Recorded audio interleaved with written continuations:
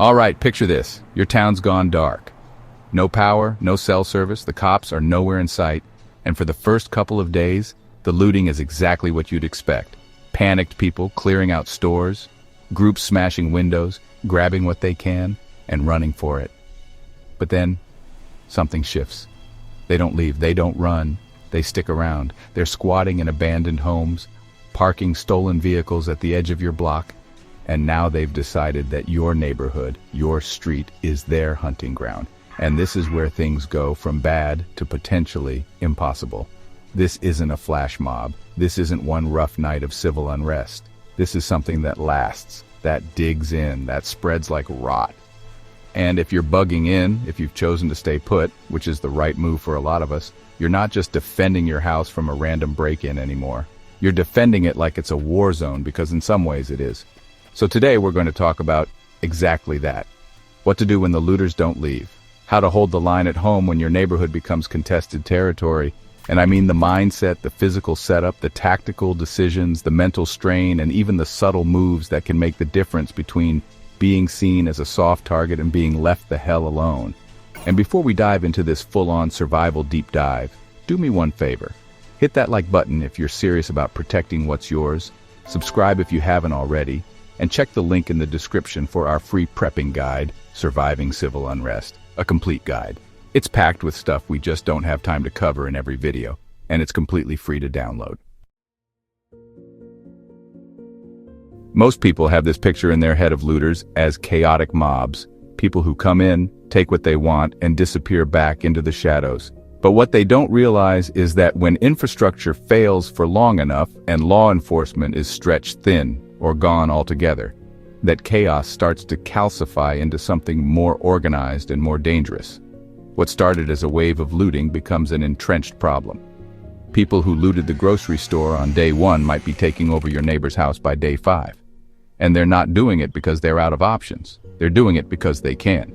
They figured out there are no cops. There's no media coverage. There's no cleanup crew or National Guard rolling through anytime soon. And they've got time now, time to think, time to plan, time to watch. And trust me, if you're in a decent-looking house with even a half-kept yard, you're going to end up on someone's radar. Because to the wrong kind of people, a stable-looking home in a collapse scenario is more than just a place to squat. It's a fortress with supplies, water, possibly weapons, and maybe even a generator humming in the back room. That's valuable. That's gold. And if they think you're not willing to fight for it, they'll take their chances. This is the kind of situation that creeps up on people because it doesn't feel like a raid, it feels like a rot. One day the street is quiet. The next, someone's parked an unfamiliar van down the road. Then it stays overnight. Then you start hearing music 2 houses down, even though the house has been empty for weeks. You notice trash piling up, a fire pit in the driveway, maybe dogs running loose. That's not random. That's a signal. They've moved in. They've decided this is their new home base, and unless someone pushes back, they're not going anywhere. So if you're paying attention, you'll start to feel it. You'll feel that shift from chaos to control. And the sooner you recognize it, the better your chances of surviving without having to dig in for a bloody fight. You've got to become a watcher, a sensor, a detective. And you've got to be that before the trouble knocks on your door. Because once the looters shift from roaming to squatting, their behavior changes, and if you're observant, you can catch that early. One of the first signs is what I call territory testing. You'll see people loitering, not panicking, not running, just hanging out. They'll walk up and down the block more than once. You might see the same guy in a hoodie pass your place 2 or 3 times a day.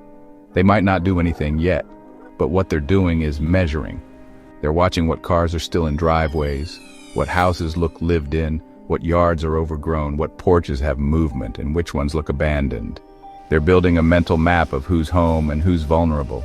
They'll test the edges too. They might knock on a door just to ask for water, or come by claiming to be looking for someone. That's not a social call, that's recon. That's how they gauge your response. Do you open the door? Do you look weak? Do you sound alone? That moment you answer sets the tone. If you act like a pushover, you just bumped your house up their target list. If you act unaware, they might think they can catch you off guard. But if you respond with control, with firmness, and without giving anything away, they're more likely to move on to a softer target. And if they're squatting nearby, you'll see physical markers too. Furniture dragged onto lawns, flags or symbols spray-painted on a garage door, fires lit at night with no attempt to conceal them, people gathering at the end of driveways, smoking, talking, laughing, not in the way neighbors do, but in the way people do when they've claimed turf. They're not afraid anymore. That means they think they own the place. And that means it's already too late to act casual. You've got to be deliberate. But the good news is that if you're watching early, you can prepare without tipping your hand. You can harden your home while they're still getting comfortable. You can start laying traps, securing doors, loading supplies into internal rooms, and planning fallback positions inside your house before they even think you're worth hitting. Because once they're already breaking in, you're reacting. And reaction is the slowest form of survival.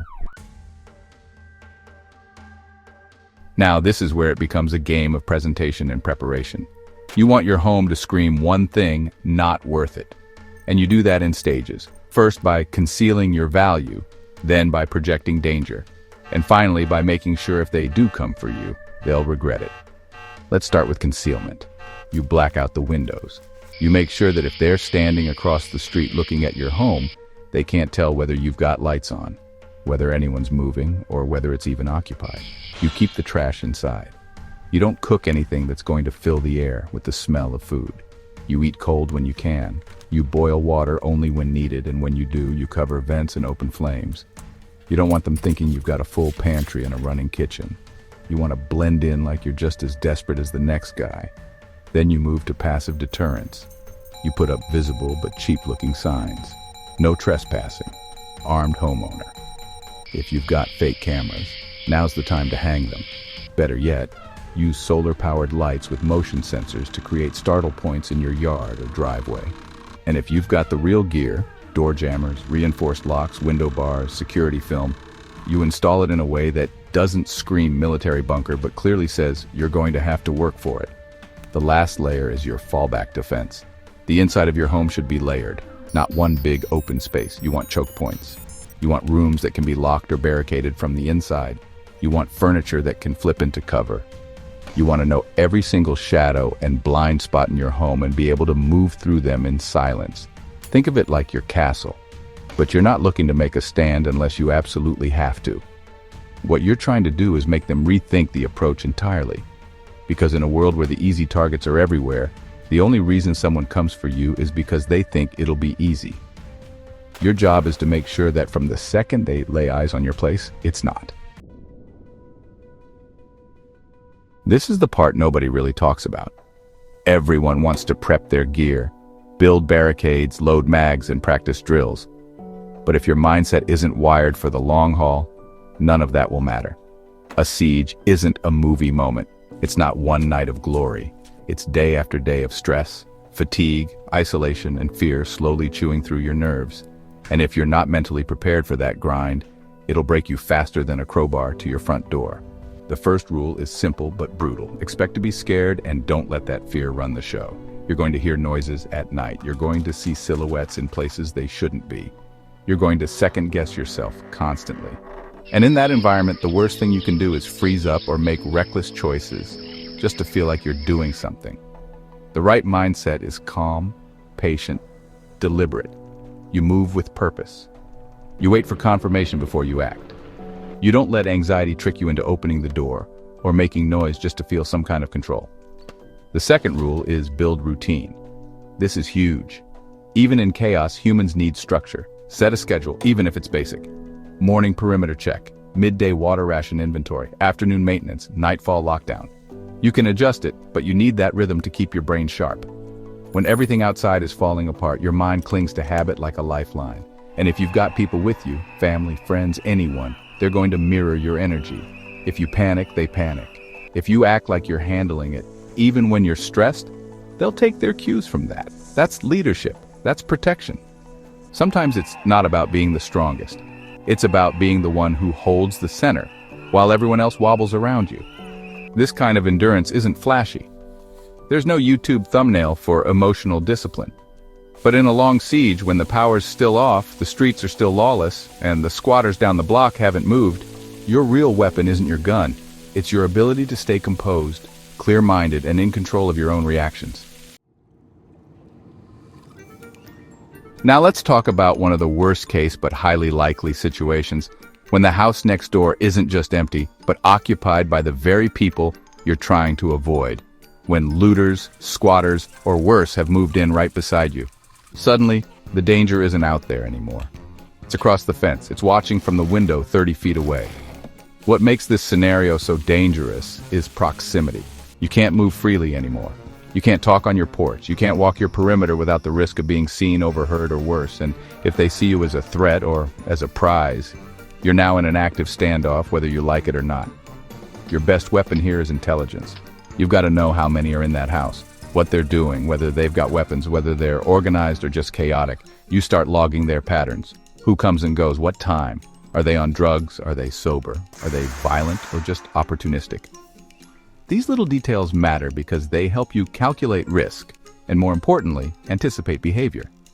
Next, you need to adjust your own footprint. Your movements, your sound discipline, your visual profile, all of it tightens. If you used to walk the yard every morning, you find another way to check it.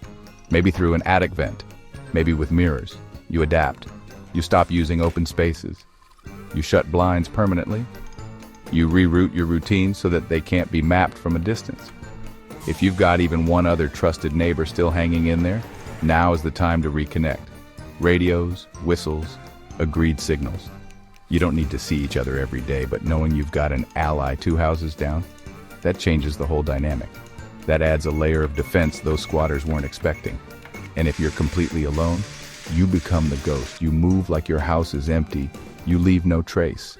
And if you ever do have to make a move, be it evacuation, confrontation, or misdirection, you do it with full commitment and zero hesitation. Because once they're next door, you're no longer prepping for what if.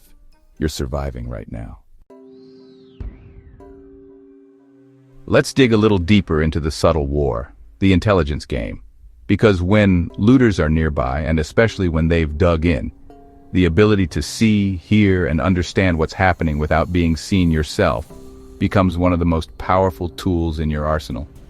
You want to know when they move, how often they come and go, what vehicles they're using, how many people you're dealing with, and whether those people are desperate, organized, or violent. This is where small tools make a big impact. A cheap pair of binoculars, a cracked window with a mirror angled toward the street, even reflective surfaces inside your home that give you sight lines without exposing your body. Every vantage point matters. Every second of visibility helps paint the bigger picture.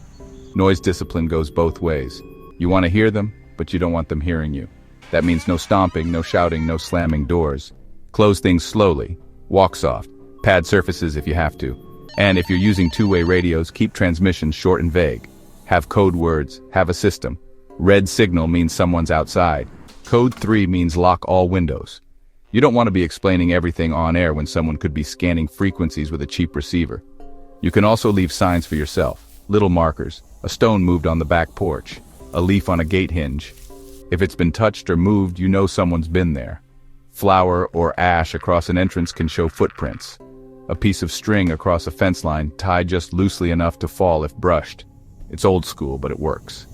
You don't need high-tech gear to get high-impact intel. You just need to be deliberate and observant. Because if they're watching you, and believe me they are, your job is to know more about them than they know about you. And that only happens when you're quiet, disciplined, and focused every single day. Sometimes all the planning in the world can't stop what's coming. They want in. Maybe they think you've got fuel. Maybe they caught a glimpse of light under your blackout curtain. Maybe they're just high and desperate and picked your house at random. But now you're facing down the very thing you were hoping to avoid, a confrontation.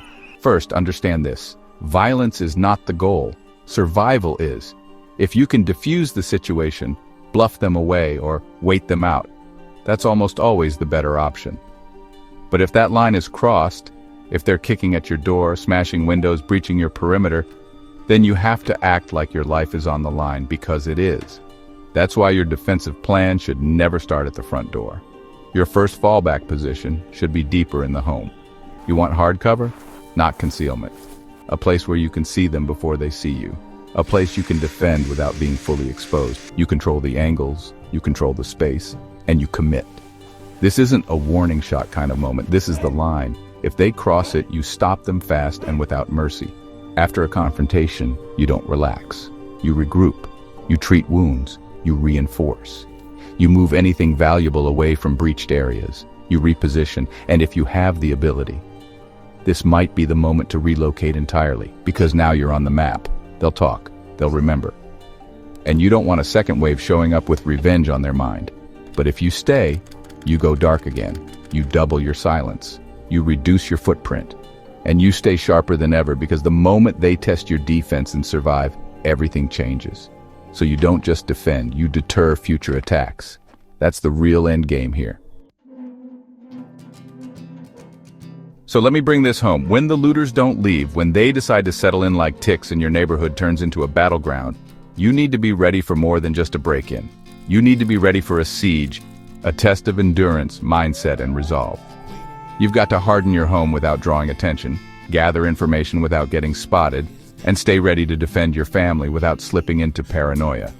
This is the kind of SHTF scenario that no one likes to think about, but it's the most likely in a full-scale collapse. It's not the riots that get you. It's what comes after, the slow decay, the new rules.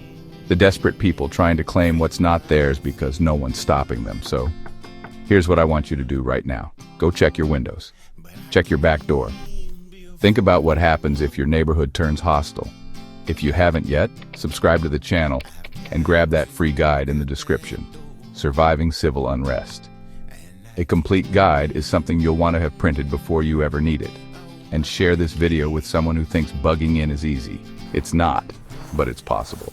You just have to be ready to hold the line.